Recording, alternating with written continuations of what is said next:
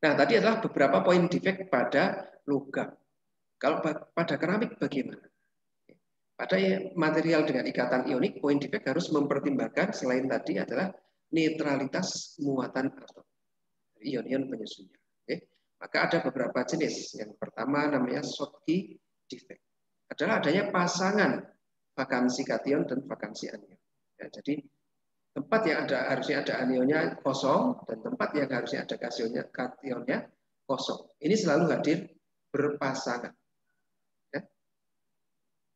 Selalu ada. Tidak bisa sendiri. Kenapa kalau tidak bisa sendiri? Kalau sendiri maka muatannya menjadi tidak netral. Ya.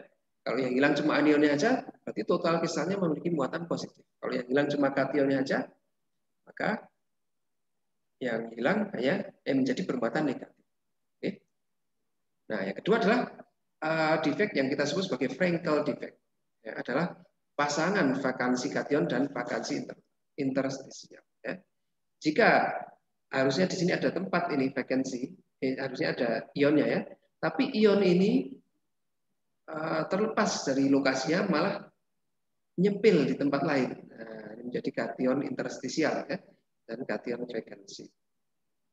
Nah, ini kita sebut sebagai Frankel defect. Ya.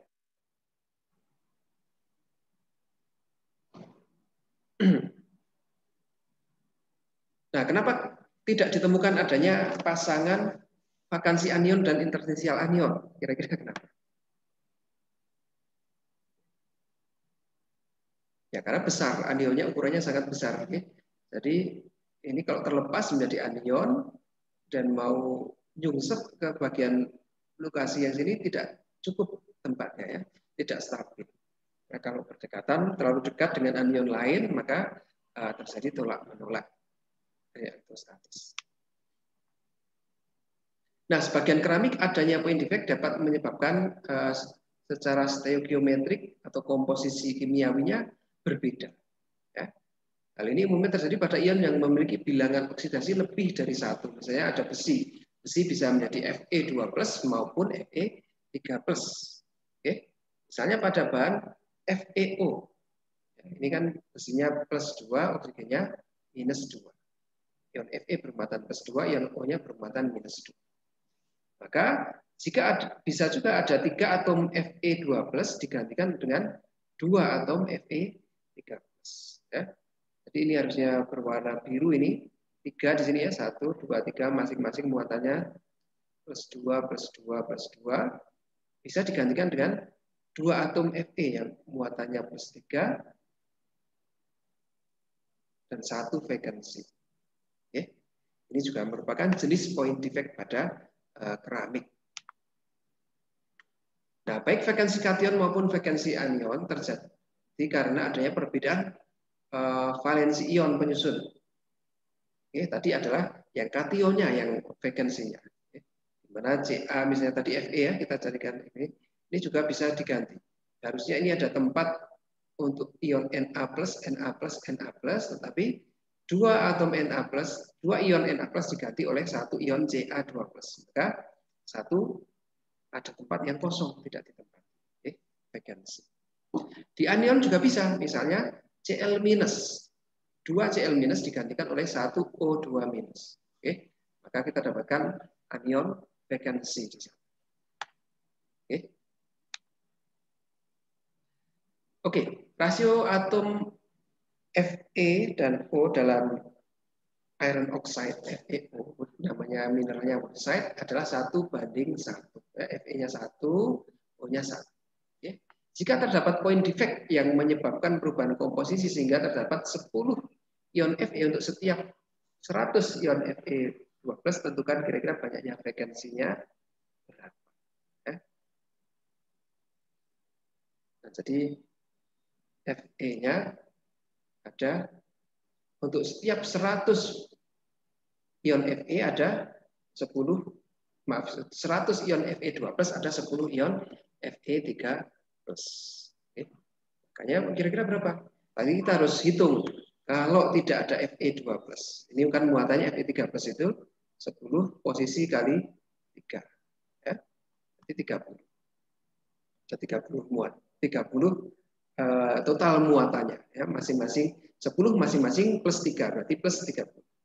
Kalau ini kan harusnya diisi oleh Fe2+. Nah, maka Fe2+ ini menempati 15 posisi, memerlukan 15 posisi ya. 15 lattice.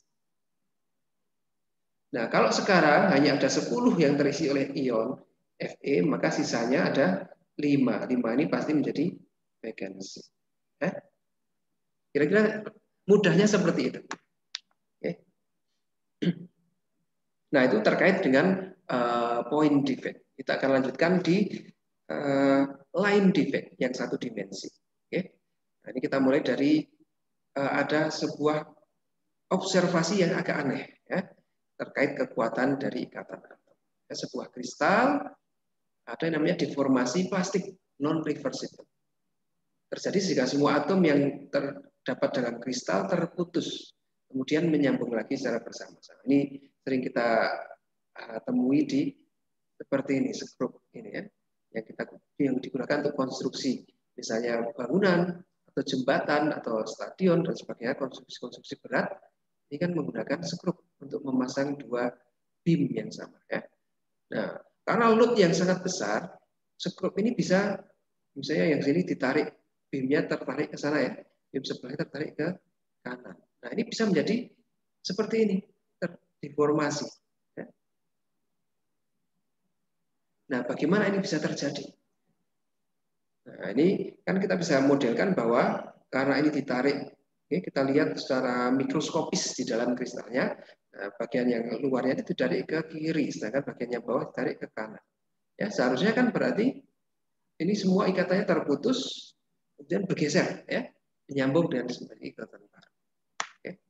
Nah, kalau kita modelkan berdasarkan seperti itu, maka besarnya shear stress teoretikal yang diperlukan untuk memutus seluruh ikatan atom secara bersama-sama adalah kira-kira perlu yang namanya torsi sebesar G dibagi 2pi ya, dalam rentang 20 hingga 150 gigapascal untuk proton. Nilainya secara teoritis harusnya seperti ini. 20 sampai 150 gigapascal yang diperlukan. Ini ya, 20 sampai 150 gigapascal. Nah, akan tetapi eksperimen menunjukkan bahwa deformasi pada logam terjadi pada stres yang sangat rendah, yang jauh lebih rendah ya. Harusnya 20 sampai 150 gigapascal, ini ternyata 5 sampai 10 setengah sampai 10 megapascal pun sudah bisa menghasilkan dislokasi seperti ini. Nah, ini kan terdapat diskrepansi yang besar ya, antara teoritis dengan eksperimental. Nah, ini bagaimana hal ini bisa dijelaskan? Maka para ilmuwan perlu membuat sebuah model ya, terbaru. Nah, ini maka baru ditemukan kira-kira baru abad ini ya, abad kemarin 1934. Menawarkan sebuah Taylor, Orowan dan Polanyi menawarkan sebuah postulat bahwa struktur kristal tidak sepenuhnya sempurna ya. Jadi memungkinkan adanya setengah bidang kristal, disebut sebagai half plane yang menyisip di antara struktur kristal yang sempurna. Oke. Jadi harusnya kristalnya sempurna ya, lurus terus, oke, bisa 3 dimensi. Kalau sempurna seperti ini, nah ini ternyata ada yang half plane, ketidaksempurnaan, setengah bidang, di atasnya tersambung, di bawahnya nggak ada sambungannya ini. Ya. Ini kita sebut sebagai half plane. Ya. Ini tidak terkoneksi ke bawah. Oke. Nah, keberadaan setengah bidang kristal ini kita sebut sebagai dislokasi. Ya. Dislokasi yang merupakan salah satu jenis dari linear defect. Oke. Nah, keberadaan dislokasi ini memungkinkan deformasi plastik tadi, ya, yang secara teoritis harusnya seperti ini, tapi kok terjadi secara rendah. Ini mungkin kalau ada dislokasi. Ya.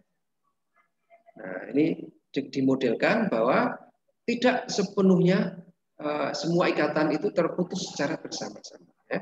Misalnya awalnya saya memiliki dislokasi sini, yang bagian atas saya dorong ke kanan, yang bagian bawah saya dorong ke kiri, maka ikatan yang terputus bisa jadi ini saja, satu ini saja ikatan yang terputus. Ya. Maka dislokasinya jadi bergeser, awalnya dia di sini menjadi yang sini, yang ini yang menjadi dislokasi ya, yang sini menjadi normal, 3 yang pertama menjadi normal. Seterusnya kita masih dorong terus, maka dislokasinya yang bergerak, yang sini terputus, ya, menyambung dengan dislokasi sebelumnya, yang baru ini menjadi dislokasi baru. Oke. Nah, dia bergerak di sini dislokasi. Kita dorong terus hingga sampai akhir. Nah, ini kan menjadi struktur yang kita dapatkan di skrup tadi ya, seperti itu ya. Jadi dari pergerakan dislokasi. Oke, ini bisa dijelaskan dengan baik dengan pergerakan dislokasi.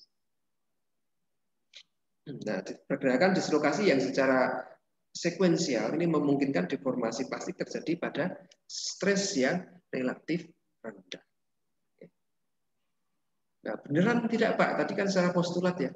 Nah, ini bisa ternyata terlihat dari mikroskop elektron ataupun mikroskop optik. Ini bentuk dislokasi itu tergambar seperti apa? Ya. Umumnya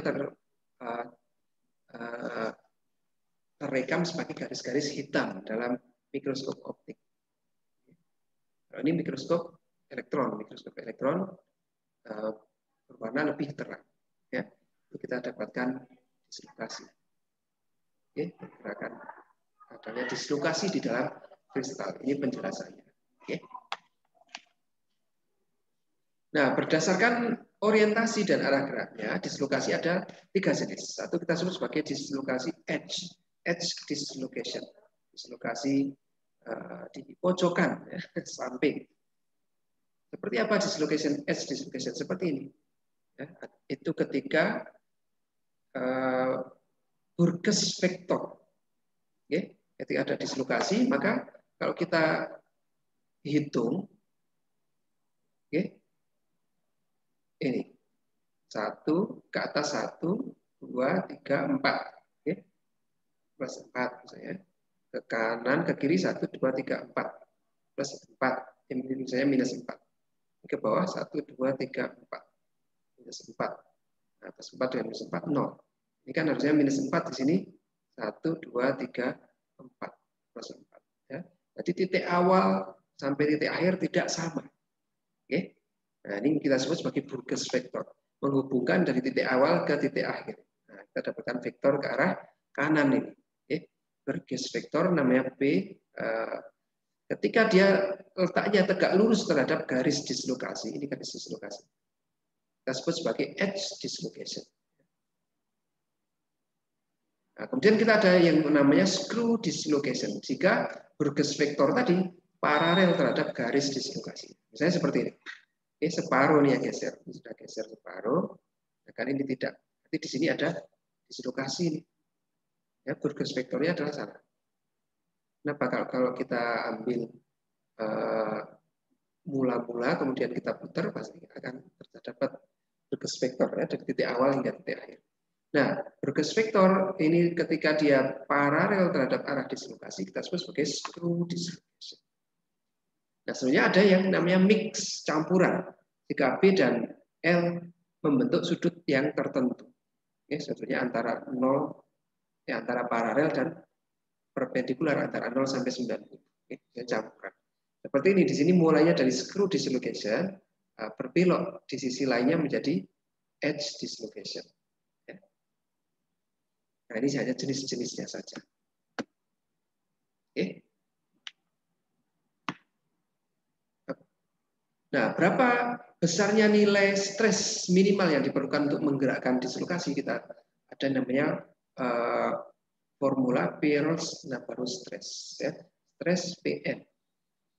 Nilai minimal stres yang diperlukan untuk menggerakkan dislokasi. Ini sebanding dengan G kalikan E berpangkat minus 2pi W dibagi B. Oke. Nah, ini ada beberapa hal yang kita bisa ingat. G adalah shear modulus. Shear modulus stres itu apa, Pak? Nanti kita akan belajar setelah kita beres dislokasi dan fase diagram fase, nanti kita akan mulai ke sana ya. Sejauh ini kita ambil saja, tangkap saja dulu sedapatnya ya. G ini adalah modulus shear. Ya. Dia karena sebuah konstanta nilainya tetap. V juga sebuah konstanta Poisson ratio. Poisson ratio itu apa? Nanti kita akan bahas di sifat properti, sifat mekanis bahan. Ya. Artinya sejauh ini untuk saat ini kita cuma perlu tahu bahwa dia konstan, maka yang konstan.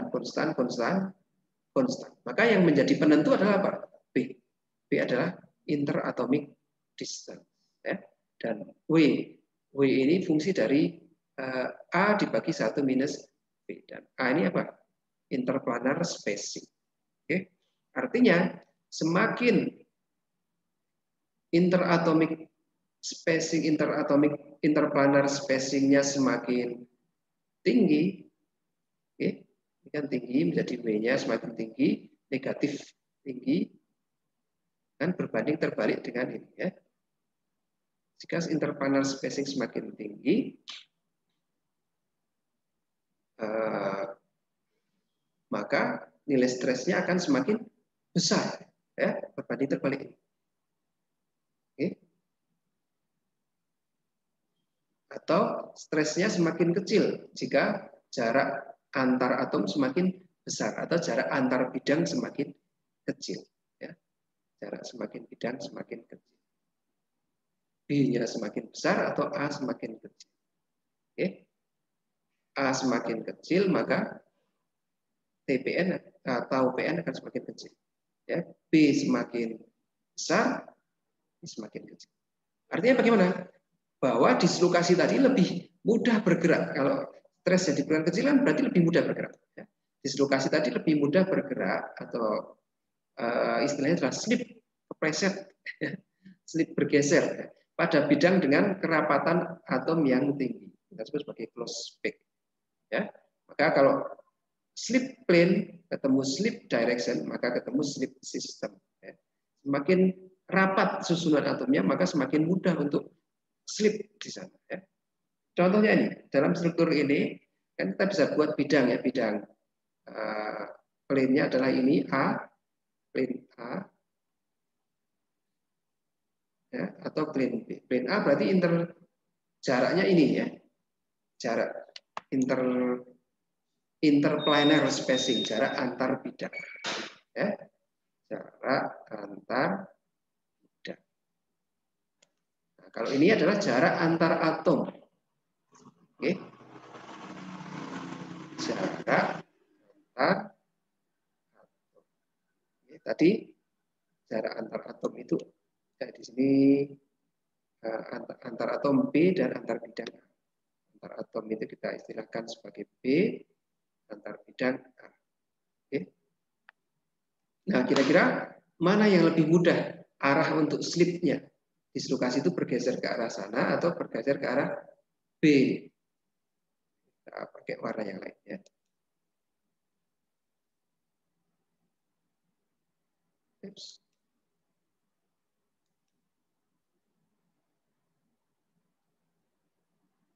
Kira-kira lebih mudah bergerak ke arah yang mana?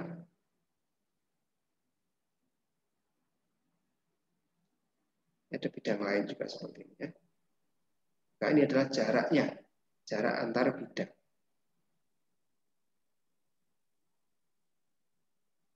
Oke. Ini adalah jarak antar atom. Oke. Nah, tadi semakin kecil jarak antar atom dan semakin lebar jarak antar bidang, maka slipnya akan lebih mudah. Ya. Akan mudah. Berarti dia slip itu terjadi pada yang close pack, yang terpacking dengan sangat rapat. Oke. Kenapa seperti itu ya? Kita lihat saja untuk bergeser kedua permukaan ini untuk bergeser yang atas ke kanan, yang bawah ke kiri kan lebih mudah ya. Tidak ada penghalangnya dibanding yang B. Ini batasnya seperti ini. Oke. Ini kan gerunjal-gerunjal istilahnya jalannya ya. Kalau untuk digeser lebih sulit. Oke. Nah, kalau dalam hal ini berarti sistem yang A akan lebih mudah bergeser.